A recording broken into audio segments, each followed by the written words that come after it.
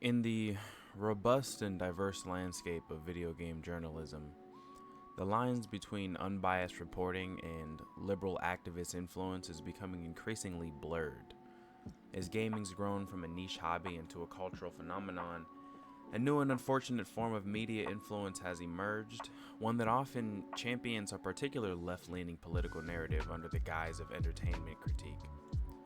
The goal here is to uncover how and why liberal propaganda has not so subtly infiltrated video game journalism and the games themselves, influencing public opinion and redefining the cultural significance of games in a way that raises questions about the integrity of the media that covers this billion-dollar industry.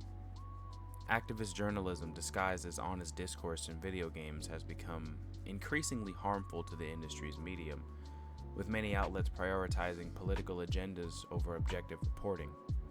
This shift in focus has not only alienated a significant portion of the gaming community, but has also compromised the credibility of gaming journalism as a whole, with publications like Kotaku, Screen Rant, IGN, all being criticized for forcing a woke agenda, often framing their game coverage around social justice issues rather than the games themselves.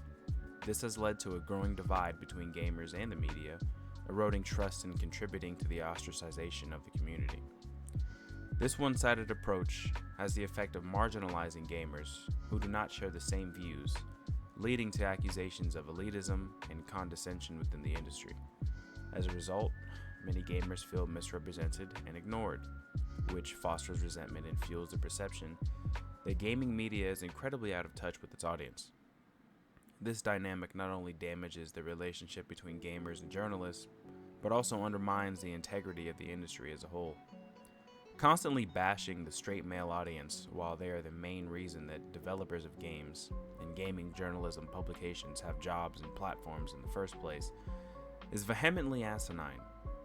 The push for ideological conformity in gaming media threatens to halt creativity, innovation, and the diversity of thought that has long been a staple of the community. Exhibit A is the recent blockbuster hit Black Myth Wukong, a game developed by a Chinese studio where you play as a monkey and fight lions, tigers, bears, bats, dragons, mermen, turn into a wolf, you fight statues, you turn into a cicada, you turn into a giant Buddha, you fight a giant blue Buddha, you fight a golden giant baby Buddha with a really big head, just like the blue one, and much more. According to the largest games media brand in the West, IGN, not having enough women or people of color in the game apparently makes it sexist. Senior writer Rebecca Valentine of IGN had a preview of the game before it launched. She says, "This backdrop of sexism within game science in the industry seems to be in stark contrast to the very themes of Journey to the West at times." As you see right here, here are some blatant mistranslations. Then she brings up feminist organizations in China as if that has anything to do with the game in question. Right here, before the emergence of female-oriented games, all female players could only play games that were mainly focused on men. After the emergence of female-oriented games, not only girls who play games discovered that there are games especially made for women, but more girls also discovered that games can also be fun. This expands the gaming population and brings further prosperity to the gaming market. While that may be true, the overwhelming majority of the gaming market and the community, the people that you're trying to market and sell products to, are straight men. Straight men. Guys that like girls and violence and explosions and fight choreography. Now, of course, there is nothing wrong with making games tailored to women, but don't try and make games tailored to women in an ecosystem where the women that want to play games for women don't exist. Cultivate that audience. Don't try and force an existing audience into things that they don't want. Here we go right here. This is the actual quote. This backdrop of sexism in the game science and the industry seems to be in stark contrast to the very themes of Journey to the West at times. Pretty insane. This narrative originated from a blatant and gross mistranslation, as I mentioned previously, of tweets from a game science employee regarding their philosophy for game design and failed projects. However, instead of retracting damaging statements after it was proved that those were gross mistranslations, she doubled down, and IGN's reporting since launch of Wukong has been outwardly negative, despite it having 2.3, 2.7-ish million concurrent players. 2.3 million people who couldn't care less about forced identity politics in a game where you play as a literal monkey. They were so desperate to tear the game down that they began criticizing the logo of Game Science, saying it looks like a sperm cell, using that as another narrative vehicle to drive home the fallacy of them being a sexist company.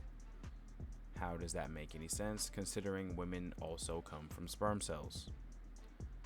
The disingenuous article got immediate backlash. The second writer of the article had this to say in response to backlash of people downvoting the hit piece. I believe this person's name is Ki-Hoon Chan.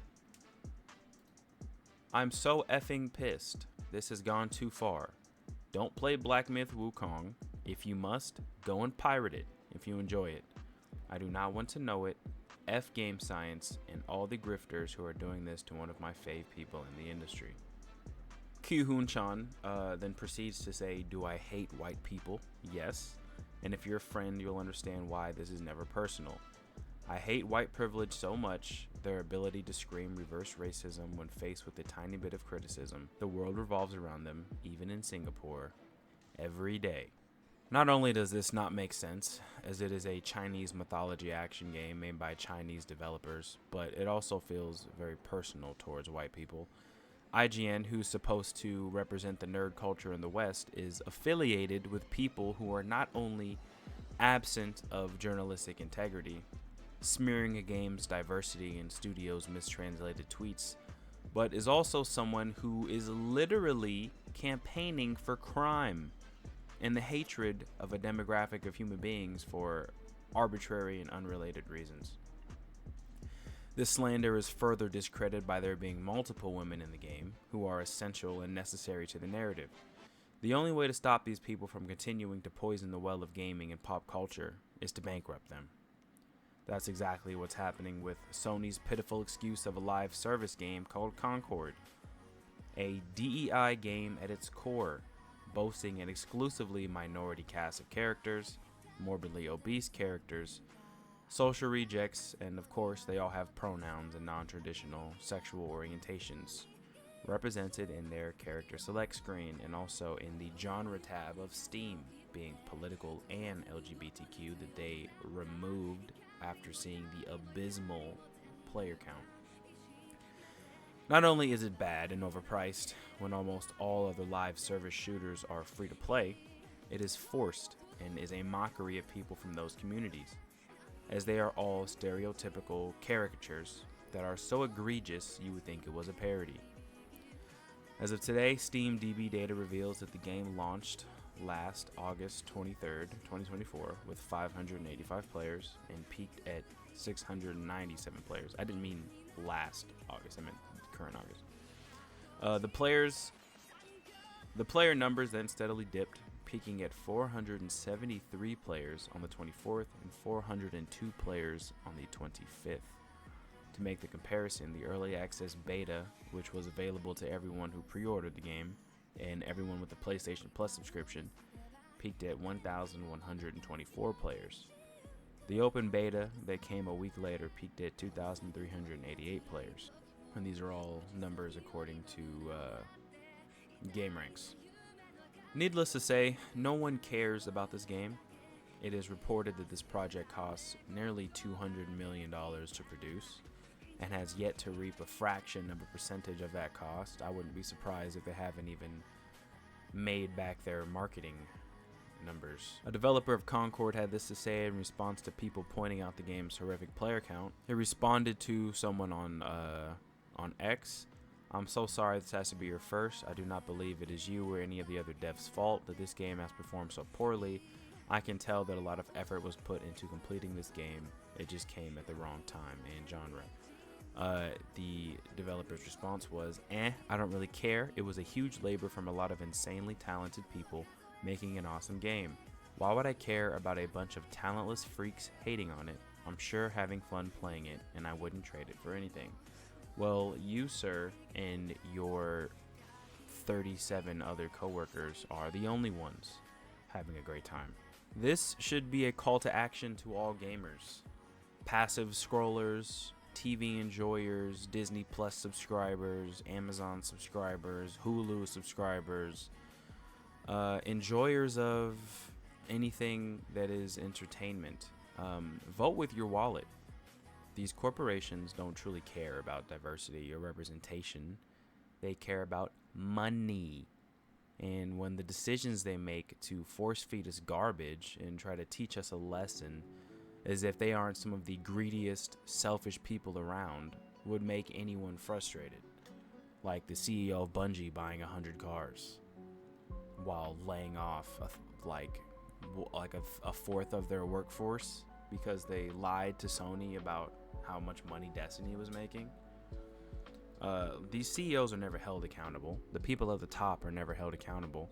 It's always the people trying to provide for their families making $4,000 to $5,000 a month on top of getting taxed out the ass because these tech companies tend to be in places that are very, very expensive to live at. Patronizing the 9 to 5 construction worker who gets home after a 10-hour day and wants to unwind on a game, trying to tell him that he is the problem in society and that he has to play as an uncool, overweight woman of color with flamboyant colors on, while she refers to herself as a they-them non-binary vegan, is absolutely abhorrent. These activism journalists and developers need to leave the gaming industry alone. Go find your own crowd. Stop injecting yourself where you're not wanted, because then not only do you make shit games that no one wants, you also lose people a lot of money. The overwhelming majority of gamers are straight men. As I've said previously, straight men enjoy exactly what you'd expect them to: fight choreography, attractive women, explosions, guns, and freedom. Not whatever Concord and many other failed identity politics games are trying to force their audiences to accept, which is an uncool, pompous, and self-righteous attempt of forced acceptance through entertainment. Don't even get me started on Dustborn. Good Lord have mercy. That is just the fact that that exists. The fact that that game was funded is just I just can't believe it. It's like I'm living in the Twilight Zone. Anyways, I have been TGX Shippuden. Oh, by the way, hey, Game Science, this whole level, chapter 3, this whole chapter 3 little dungeon area, yeah, it sucks dick. Game is phenomenal. Chapter 1 was great. Chapter 2 was incredible. There's so many hidden secrets to find. But in Wukong 2, or whatever your second game is, Game Science, ditch whatever this bullshit is, because this is ass. This boss is ass, and this entire pagoda lower and upper area is confusing and convoluted and boring, and the music is creepy. I personally really don't like it, and I think a lot of other people probably share the same sentiment. Anyways, I am TGX Shippuden. If you made it to the end of this video, thank you. Go ahead and hit a like, subscribe. Thanks for watching. See you in the next one. Bye.